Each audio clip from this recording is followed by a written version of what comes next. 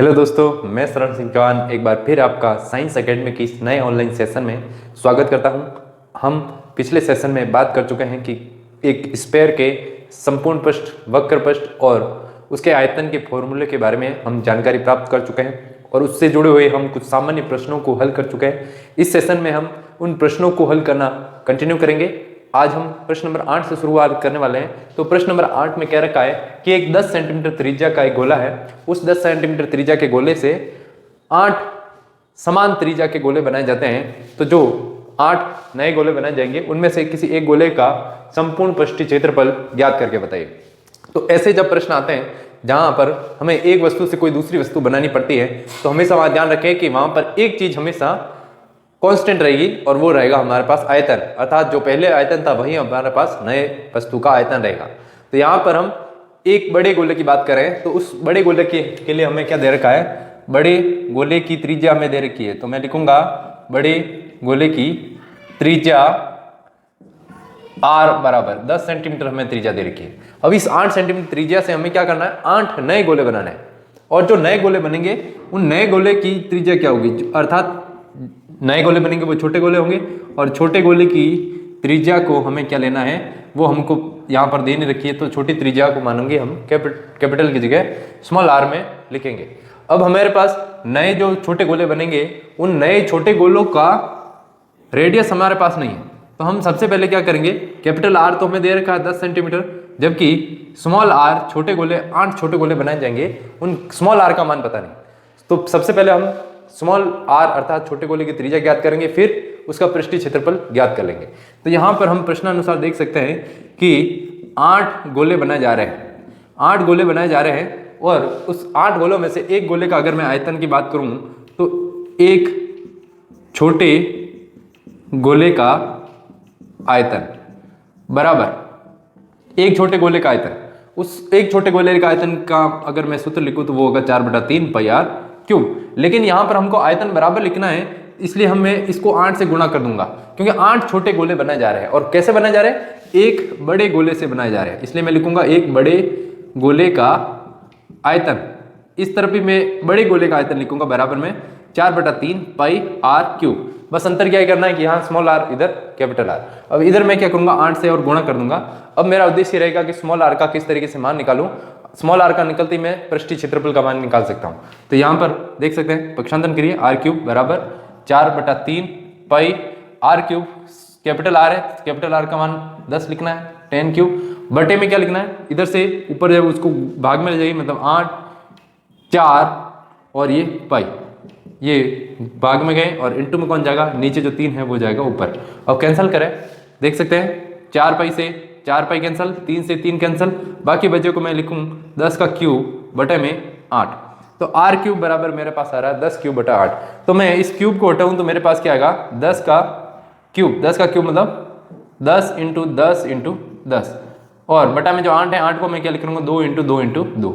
अब मैं इधर से क्यूब हटा रहा हूँ, इधर से क्यूब हटेगा तो यहाँ क्या लग जाएगा, घनमूल लग जाएगा। अब घनमूल का मतलब क्या होता है, 3 संख्याओं के जोड़े में से एक संख्या को बाहर निकाल दीजिए, अर्थात 10 बाहर निकलेगा ऊपर से और नीचे से निकलेगा 2, भाग दे दूंगा तो मेरे पास त्रिज्या बराबर क्या आ जाएगा, 5 सेंटीमीटर। तो देख सकते हैं 8 गोले बनाए जा रहे हैं, एक बड़ा गोला है, एक बड़े गोले का आयतन किसके बराबर होगा, 8 छोटे गोलों के आयतन के। आयतन का फॉर्मूला लिखा, यहाँ पर स्मॉल r का मान निकालने के लिए अपने सबको पक्षांतरण किया, जिससे स्मॉल r का मान कितना आ रहा है, 5 सेंटीमीटर। अब हम 5 सेंटीमीटर आ चुका है, तो अब हम पृष्ठीय क्षेत्रफल का मान ज्ञात कर सकते हैं। छोटे गोले का पृष्ठीय क्षेत्रफल, क्योंकि त्रिज्या आ चुकी है 5 सेंटीमीटर, इसलिए मैं लिखूंगा छोटे गोले का पृष्ठीय, शॉर्टकट में पृष्ठीय क्षेत्रफल, टोटल सरफेस एरिया 4 पाई r स्क्वायर। इसके अंदर पाई का मान 22/7 होता है, r का मान 5 सेंटीमीटर।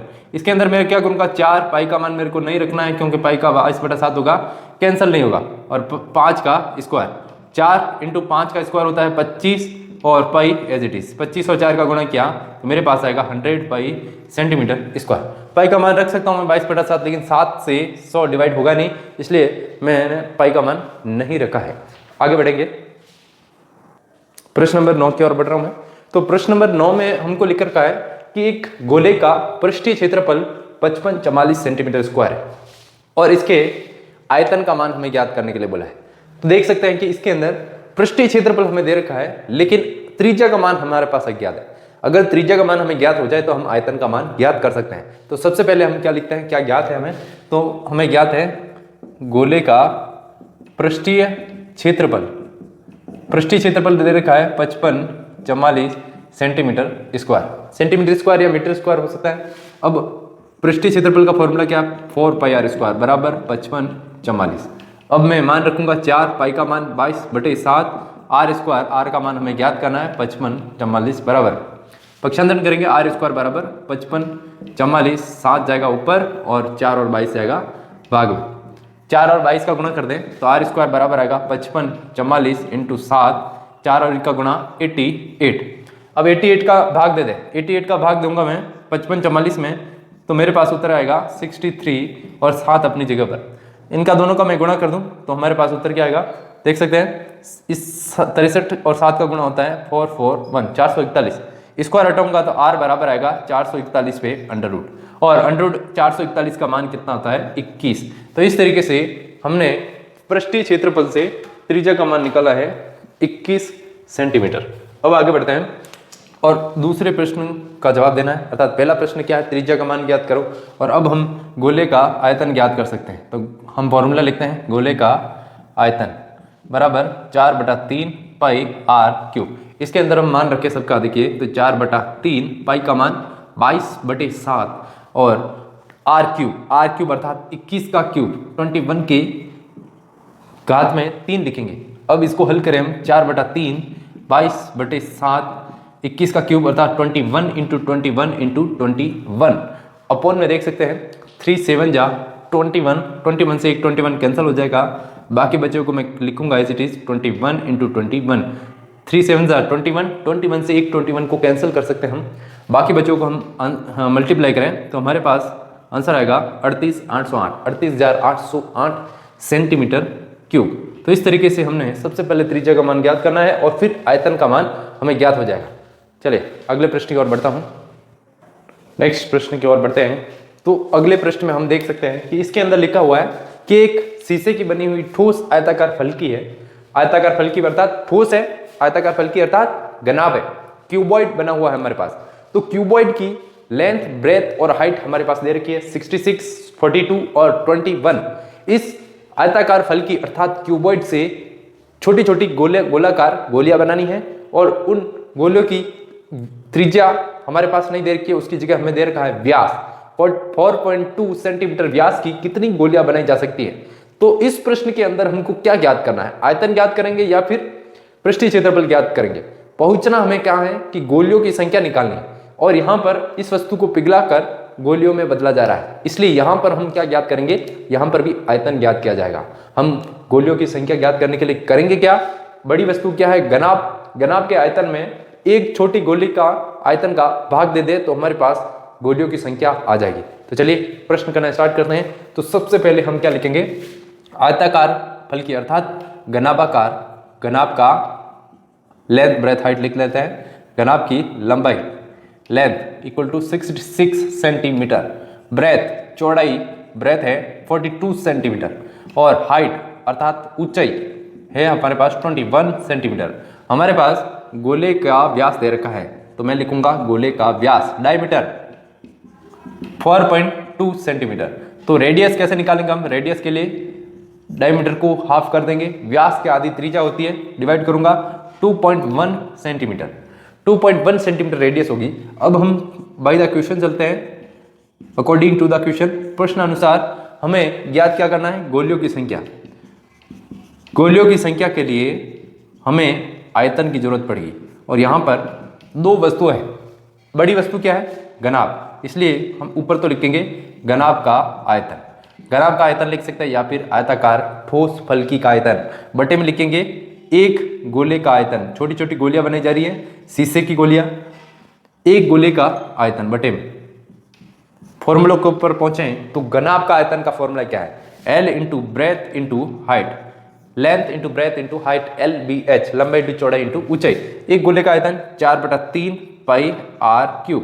अब इसको हल करने के लिए हम इसके अंदर वैल्यू पुट करें तो L का वैल्यू क्या है, लेंथ ब्रेथ हाइट, L का वैल्यू 66, फिर 42, इंटू 21 अपॉन में जाए तो ये इस 3 को मैं ऊपर लेके आ जाता हूँ, अपॉन के नीचे अपॉन है, ये आएगा मल्टीप्लाई में, तो इस 3 को मैं यहाँ पर ऊपर लेकर रहा हूँ 4 अपनी जगह पर, या फिर आप 3 को बाद में लेके आए तो भी चलेगा, 3 अपॉन में रहे, पाई का वैल्यू 22/7 और आर क्यूब का वैल्यू हमारे पास क्या है 2.1, तो 2.1 क्यूब, 2.1 का क्यूब लिख सकते हैं, यहाँ पर पॉइंट में हटाऊं तो 21/10 ये भी लिखा जा सकता है, तो मैं यहाँ 21/10 लिखता हूँ ताकि आपको डेसिमल वालों को हल करने में आसानी रहे। अब हम नीचे वाले जो अपॉन में हैं उन सबको, अपॉन के नीचे जो अपॉन है 3, 7 और 10 का क्यूब, इसको सबको ऊपर लेके आते हैं, तो हमारे पास क्या आएगा 66, 42, 21 अपॉन से आएंगे 3, 7 और 10 का क्यूब, 3, 7 और 10 का क्यूब, 3, 7 और 10 का क्यूब, ठीक है, 2 मिनट वापस लिख लेते हैं, 3, 7 और 10 का क्यूब, अपॉन में क्या है 4, 22 एंड 21 का क्यूब। अब इसको हम हल करें डिवाइड करते हुए तो हमारे पास आंसर आएगा 1500 गोलियां। तो इस तरीके से अगर हम एक गनाब से छोटी छोटी 4.2 व्यास की गोलियां बनाना जाएं तो हमारे पास 1500 गोलियां प्राप्त होगी। चलिए, मुझे उम्मीद है क्वेश्चन आपको समझ में आ गया होगा, बड़े इजी से सवाल है। नेक्स्ट प्रश्न की ओर बढ़ता हूं मैं। तो अगले प्रश्न में हमें दे रखा है कि एक 6 सेंटीमीटर व्यास का एक गोला है, उस गोले में पानी भरा हुआ है, उस गोले में पानी भरा है, उस गोले को हमको उसके पानी को ट्रांसफर करना है, कहाँ करना है, 12 सेंटीमीटर व्यास का एक बेलनाकार बर्तन दिया गया है, उस बर्तन में हमें सारे पानी को स्थानांतरित करना है। तो इस बेलन में पानी स्थानांतरित करने पर पानी का तल कितने सेंटीमीटर ऊंचा आ जाएगा, कितने सेंटीमीटर की ऊंचाई पर बढ़ जाएगा, तो हमें हाइट का मान ज्ञात करना है, अर्थात h, बेलन की ऊंचाई हमें ज्ञात करके बतानी है। बेलन की ऊंचाई अर्थात पानी की ऊंचाई, पानी कितनी सेंटीमीटर ऊपर आ जाएगा, तो हमें क्या क्या दे रखा है। अब यहां पर हमें ज्ञात क्या करना है, तो उस पर पहुंचे तो हमें ऊंचाई का h का मान ज्ञात करना है। इसके लिए हम क्षेत्रफल का प्रयोग करें या आयतन का, तो यहां पर हम बात करें कि हम आयतन को ज्ञात करेंगे, क्योंकि यहां पर पानी का स्थानांतरण किया जा रहा है, एक बर्तन से दूसरे बर्तन में पानी को स्थानांतरित किया जा रहा है, तो यहां पर आयतन हमेशा कांस्टेंट रहेगा, स्थिर रहेगा, इसलिए हम आयतन ज्ञात करेंगे। दोनों के आयतनों को लेकर प्रश्न को हल किया जाएगा। तो सबसे पहले हम क्या लिखें, तो प्रश्न में हमें क्या दे रखा है, हमें दे रखा है गोले का व्यास, और गोले का व्यास लिखते हैं, तो गोले का व्यास बराबर 6 सेंटीमीटर, त्रिज्या का मान निकालेंगे तो 6 के अपॉन में 2 करेंगे, अर्थात 3 सेंटीमीटर हमारे पास गोले की रेडियस आएगी।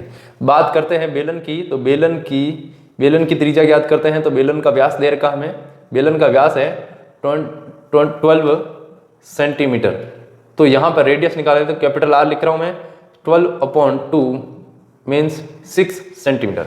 इसकी हाइट हमें दे नहीं रखी है, अर्थात ऊंचाई का मान तो हमें ज्ञात करना। अब हम अकॉर्डिंग टू द क्वेश्चन चलें, अर्थात प्रश्नानुसार, तो प्रश्नानुसार हमें बेलन के लिए आयतन और गोले के आयतन को क्या करना है, बराबर लिखना है, क्योंकि यहाँ पर पानी दोनों में बराबर है। बेलन का आयतन, जब पानी बराबर है तो बेलन का आयतन और बराबर क्या होगा, गोले का आयतन।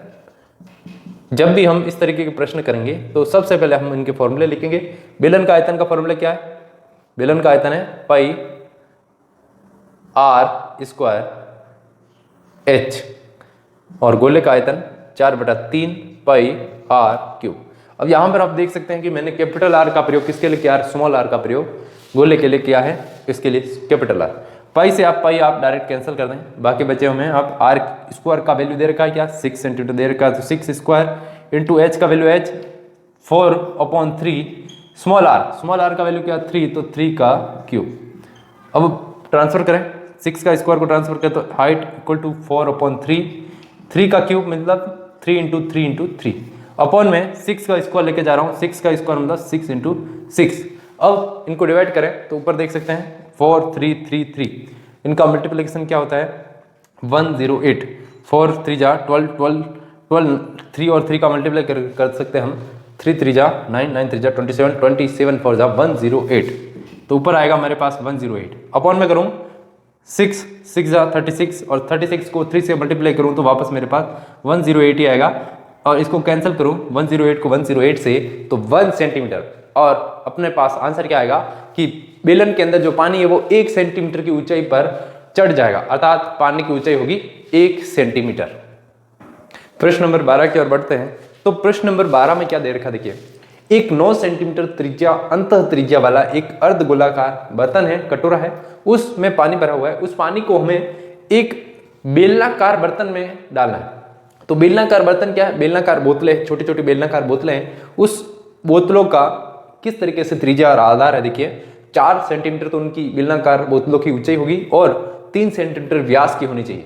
हमें ज्ञात करना है कि इस पानी को इसमें जब स्थानांतरित करेंगे तो हम छोटी छोटी इन मापों की कितनी बोतलें भर सकते हैं। तो यहाँ पर हम क्या करेंगे ज्ञात, देखिए तो यहाँ पर हमें पदार्थ को एक स्थान से दूसरे स्थान में अर्थात दूसरे बर्तन में स्थानांतरित करना है। तो इस प्रश्न में भी हम आयतन ही ज्ञात करेंगे।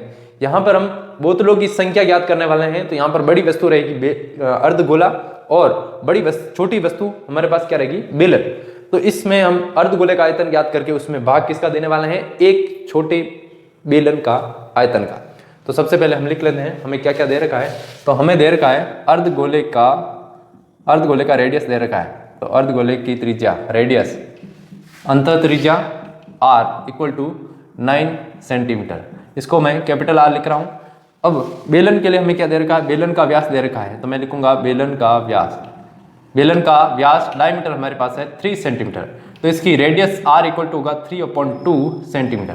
इसकी ऊंचाई क्या होगी? हाइट हमारे पास लिख रखी है 4 सेंटीमीटर। अब हमें प्रश्नानुसार अकॉर्डिंग टू द क्वेश्चन, प्रश्नानुसार हम चलें तो हमें ज्ञात क्या करके बताना है? हमें ज्ञात करना है कि बेलनाकार कितनी बोतलें भरी जा सकती है पानी से। तो इसके लिए हम क्या ज्ञात करें? तो इसके लिए हम ज्ञात क्या करेंगे? हमें निकालना है बोतलों की संख्या और बोतलों का आकार क्या है? बेलनाकार। और यहाँ पर हम क्या करेंगे? हम निकालेंगे अर्धगोले का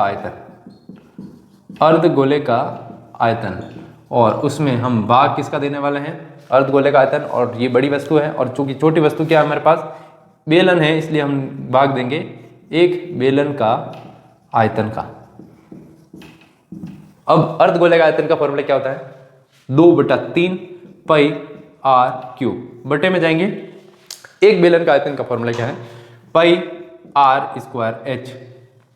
पाई से पाई डायरेक्ट कैंसिल करें, पाई से पाई कैंसिल होगा, बाकी बचे में आंसर रखे तो 2/3 r क्यूब हमारे पास क्या है? 9।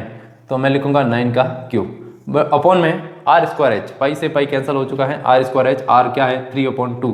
तो 3/2 का स्क्वायर इंटू हाइट h का वैल्यू क्या है? 4। अब इसको हम कैलकुलेट करें, डिवाइड वगैरह करें तो हमारे पास कितना उत्तर आएगा?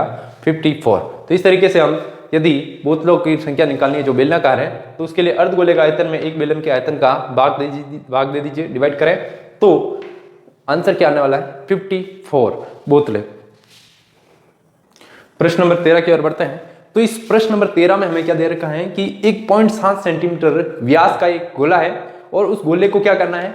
एक टंकी है, उस टंकी के अंदर पानी भरा हुआ है। उस पानी को हमें लेना है किससे? इस 0.7 सेंटीमीटर व्यास वाले गोले को पानी से भरना है और बार बार किसी दूसरे बर्तन में स्थानांतरित करना है। और कितनी बार हम स्थानांतरित करेंगे इस पानी को? जो पानी की टंकी है उस सब पानी को बाहर निकालने के लिए हमें कम से कम, और या तो ज्यादा से ज्यादा कह सकता हूं मैं, कम से कम में हमको 3000 गोले भरने पड़ेंगे 0.7 सेंटीमीटर के पूरे, जिससे वो पानी सारा का सारा स्थानांतरित हो जाएगा। तो इसके अंदर हम कितना पानी स्थानांतरित करेंगे, उस पानी का हमें आयतन ज्ञात करके बताना है। तो हमें आयतन ज्ञात करने के लिए हम क्या करेंगे? यहाँ पर पहले एक गोले की बात करेंगे कि एक गोले का व्यास कितना है। पहले हम एक गोले का व्यास और उसकी त्रिज्या निकाल देते हैं, फिर आगे बात करेंगे हम। त्रिज्या कितनी होगी? 0.7/2 सेंटीमीटर। अब हम क्या करेंगे कि हमें कितने गोले भरकर बाहर निकालना है? टोटल 3000 गोले भरकर बाहर निकालना है। तो पहले हम एक गोले का आयतन निकाल देते हैं। तो सबसे पहले एक गोले का आयतन निकालेंगे तो गोले का आयतन का फॉर्मूला लिखेंगे। गोले का आयतन अर्थात 4/3 पाई r क्यूब। तो हम जब पानी को स्थानांतरित कर रहे हैं तो एक गोले में कितना पानी आएगा? 4/3 पाई r क्यूब पानी आ जाएगा। और इसी तरीके से कुल पानी कितना होगा? कुल पानी का आयतन अगर हमें निकालना है तो एक गोले के आयतन को 3000 से गुणा कर दीजिए, क्योंकि हम क्या कर रहे हैं? 3000 गोलों को भरकर ही पानी को स्थानांतरित कर रहे हैं, इसलिए इसको 3000 से गुणा कर देंगे। अब मान रखते हैं 3000, 4/3 पाई का मान 22/7 और r क्यूब मतलब 0.7/2 का क्यूब। 0.7 इनका क्यूब निकालें तो 3000 4/3 22/7 0.7। पॉइंट को अपन हटा सकते हैं यहाँ, पॉइंट को अगर मैं हटाऊँ तो 0 लग जाएगा नीचे, तो मेरे पास यहाँ क्या आएगा 7/20 7/20 क्यूब है, तो पॉइंट को मैंने हटा के अपॉन में 0 लिख लिया है, तो 7/20 को कितनी बार लिख लेंगे, 3 बार। अब इनको सबको अपन हल करें तो हमारे पास उत्तर आएगा 539 सेंटीमीटर क्यूब। तो इस तरीके से डिवाइड करें, 3 से ये डिवाइड हो जाएगा, 20 से 0 0 0 20 वाले 0 कैंसिल हो जाएंगे, 2 का डिवाइडेशन 4, ये 4 से कैंसिल होगा, 2 का 22 से हो सकता है, 7 का 7 से डिवाइड हो सकता है। तो फाइनली हमारे पास आयतन कितना आएगा 539 सेंटीमीटर क्यूब, अर्थात उस पानी में कितना, उस टंकी के अंदर कितना पानी है, तो 539 सेंटीमीटर क्यूब पानी भरा हुआ है। इस प्रश्न नंबर 14 में हमें दे रखा है कि एक अर्धगोलाकार बर्तन है, उसका आंतरिक व्यास और बाह्य व्यास के बारे में हमें दे रखा है। आंतरिक व्यास दे रखा है 42 सेंटीमीटर और बाह्य व्यास दे रखा है 43 सेंटीमीटर। अब हमें क्या करना है, सबसे पहले तो इनकी त्रिज्या ज्ञात करनी है, आंतरिक और बाह्य त्रिज्या कितनी होगी वो ज्ञात करेंगे। उसके बाद हमें बताया गया है कि इसके अंदर हमें कलर करना है, इसके आंतरिक पृष्ठीय क्षेत्रफल पर या बाह्य पृष्ठीय क्षेत्रफल पर, दोनों पर कहीं पर भी कलर किया जा सकता है। तो यहाँ पर कलर करने का व्यय दे रखा है 7 पैसा, तो उस हिसाब से कुल व्यय कितना होगा पूरा कलर कराने का। तो देख सकते हैं कि हम जब कलर कराएंगे तो यहाँ तो वक्र पृष्ठ बाह्य पृष्ठ पर कराएंगे या अंत पृष्ठ पर करा सकते हैं, और बाकी जो ये इसकी मोटाई होगी उसके ऊपर भी हम कलर कराएंगे। तो यहाँ पर 2 जगह पर हम कलर करा सकते हैं, एक तो अंत पृष्ठीय क्षेत्रफल और एक बाह्य पृष्ठीय क्षेत्रफल भी करा सकते हैं, या फिर इसकी मोटाई जो होगी वहां पर भी हम कलर कर सकते हैं। तो यहाँ पर हम पृष्ठीय क्षेत्रफल ज्ञात करेंगे अर्धवृत्त का, अर्धगोले का सॉरी। तो यहाँ पर हमें क्या क्या दे रखा है, तो हम दे रखा है आंतरिक व्यास, आंतरिक व्यास गोले का आंतरिक व्यास हमें दे रखा है 42 सेंटीमीटर। तो आंतरिक त्रिज्या क्या होगी, जिसको R2 बोलते हैं हम, 42/2 अर्थात 21 सेंटीमीटर। और अब हम लिखते हैं बाह्य व्यास, ये आंतरिक व्यास है। अब बाह्य व्यास कितना है, बाह्य व्यास हमें लिख रखा है, बाह्य व्यास है 43 सेंटीमीटर। बाह्य व्यास 43 है, तो बाह्य त्रिज्या कितनी होगी, इसको हम लिखेंगे R1 से, R1 43/2 सेंटीमीटर। अब हम दोनों त्रिज्या ज्ञात हो चुके हैं, तो हम इसका पृष्ठीय क्षेत्रफल निकाल देते हैं। तो अर्धगोले का पृष्ठीय क्षेत्रफल, इसका एक सामान्य सा फॉर्मूला है, फॉर्मूला क्या है, 2πr²। और यहाँ पर चूंकि हमें त्रिज्या 2 दे रखी है, इसलिए हम R1² प्लस R2² करते हुए कंटिन्यू करें। अब हम हल करें तो हमारे पास 2π का मान 22/7 प्लस R1 का मान हमारे पास कितना है, देख सकते हैं 43/2, तो 43/2 होल स्क्वायर प्लस 42/2 भी लिख सकते हैं, या फिर 21 डायरेक्ट लिख सकते हैं होल स्क्वायर। अब हम इन ब्रैकेट वालों को सॉल्यूशन करें तो हमारे पास कितना आंसर आने वाला है, तो 903.25 सेंटीमीटर स्क्वायर, लगभग ये हमारे पास इसका पृष्ठीय क्षेत्रफल आएगा। अब हम व्यय ज्ञात करते हैं, तो व्यय ज्ञात करने के लिए क्या लिखा है, 1 सेंटीमीटर स्क्वायर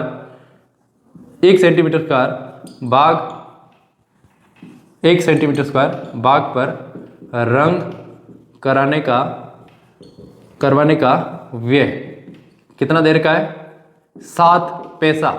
अब मेरे को क्या करना है, इसको 7 पैसा से गुणा करना, 7 पैसा मतलब 0.07 रुपए।